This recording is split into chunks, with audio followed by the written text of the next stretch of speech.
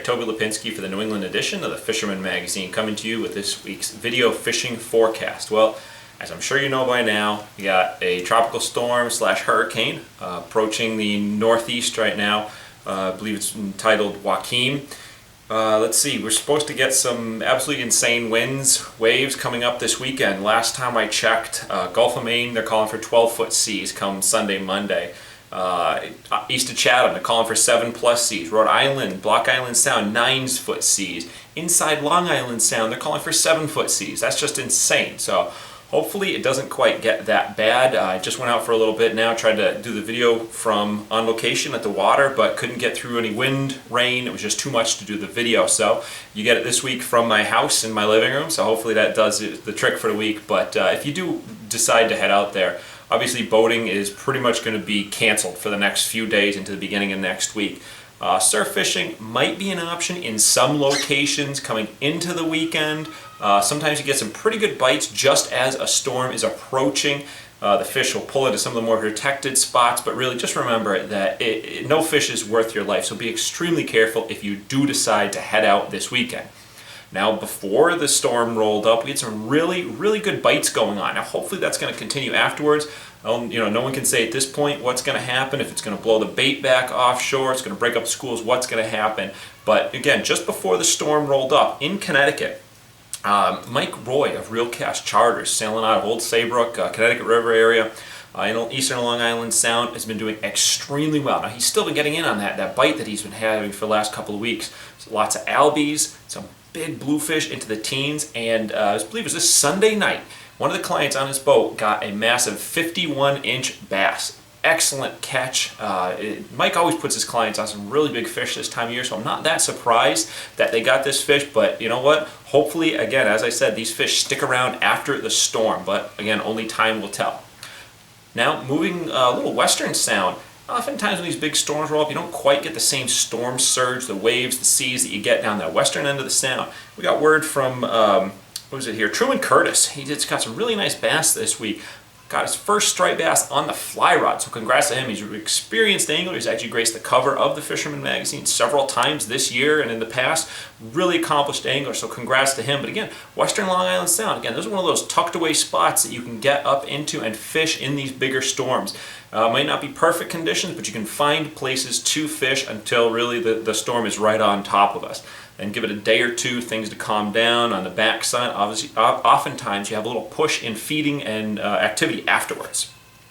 Moving on to Rhode Island, we have big news coming out of Rhode Island waters. Is before the storm, we got a new leader for the Blackfish division of the Fisherman magazine's 2015 Dream Boat Challenge. Now, I've noted in the past, we haven't had a whole lot of Blackfish entries coming quite yet this year.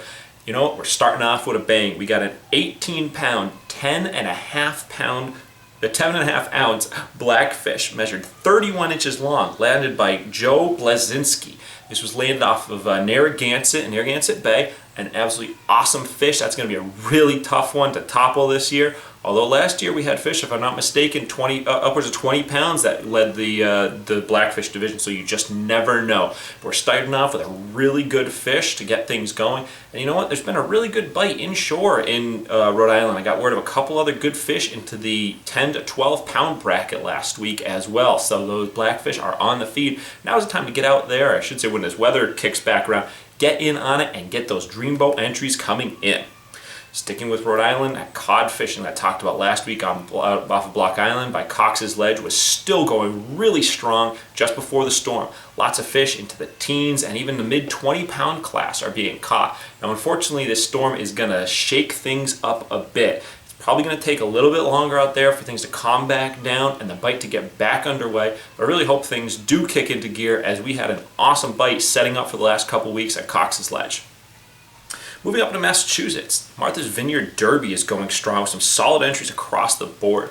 Now, we've got some really good entries both on the shore division as well as the boat division coming in.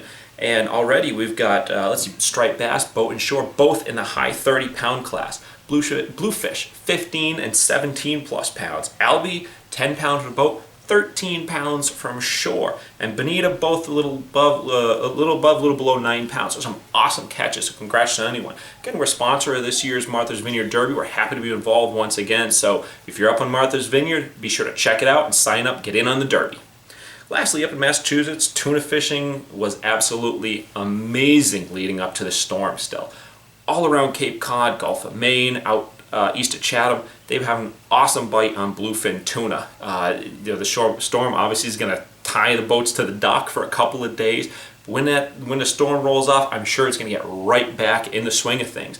And our good friends at Fish Chatham Charters, one of the trips last week, they boated 5 bluefin tuna between 45 and 70 inches. Unfortunately, the 70-incher got attacked by a small mako shark. Just as it was brought up boat side, they were able to still land the fish, but got a little chopped up on them. It was the end of the day, so they weren't able to pitch a bait back out and nab that mako like they did a couple of weeks ago. But I mean, that's an awesome trip. 5 bluefin in that range landed on one outing. You can't ask for much better trip than that. So there you have it. I'm Toby Lapinski for the New England edition of the Fisherman magazine. If you head out on the water this weekend, be extremely careful, and I still wish you tight lines. To receive the latest fishing reports, subscribe to the Fisherman's YouTube page. Click subscribe, then click the settings button and check Send Me Updates. You'll now receive notifications of the latest Fisherman YouTube videos and reports. If you're already a subscriber, make sure you've checked Send Me Updates in the settings so you receive the latest notifications.